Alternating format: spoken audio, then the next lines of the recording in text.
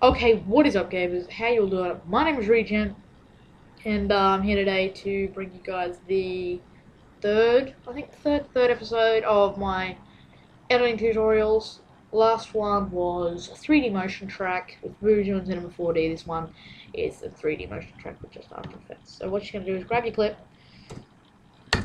That won't appear for you, believe me, unless you've read this before. So after you've done that, usually make it a lower frame rate. Then click the effect, and you're usually going to want to have to do this in a pre-comp. Because if you have like 3D scope ring, for example, with a track mat and everything, and they're all 3D layers, the 3D motion track camera will screw this up. So do this in a pre-comp, and then just drag the comp into the main comp. Sorry. So now what it's doing is, if you look here in the effect, it'll give you a time remaining and how many frames it's done. Right now it's at about 30, and this is step 1. Step 2 doesn't take long at all. A lot longer than step 1. This is just a basic cinematic that I have left over from some Modern Warfare 3. I guess this is a dome cinematic, so yeah, Modern Warfare 3. You're usually gonna wanna look. I always say that. Try and look for cinematic packs that have specifically 3D text track or 3D motion track.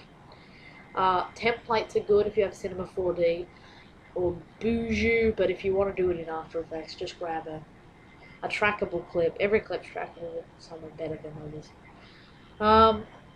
And usually just go from there. Follow this. So now it's solving the camera, which is step 2, and that was like 3 seconds. Bam. Now, if you scrub through here, there's a bunch of track points that actually line up pretty well for considering that this is like an After Effects tracker. Right click a dot, or like in between a couple of dots, create text and camera. That will create the track, and the text is just loading up here because I am recording as well, and my computer's kind of slow. Up the top about here, if you don't have ray traced, you'll probably have classic, and you're going to want to change that to ray traced. Okay, this only works for After Effects CS6. Then you get, after you change it to ray trace, you get geometry options. Change that up to maybe 25. Bam. Drop down, scale, bring it up to 1000. Bam. 3D text that is tracked to the cinematic. Sorry if it's like all pixelated and whatnot, but believe me, it is tracked. So there you go. One last thing, I'm not sure if this will work. I haven't tracked in After Effects in ages. But what I'm going to do is just duplicate the layer, Control C, Control V. Call it fill. Change this back down to 0. Search up like an effect. Fill.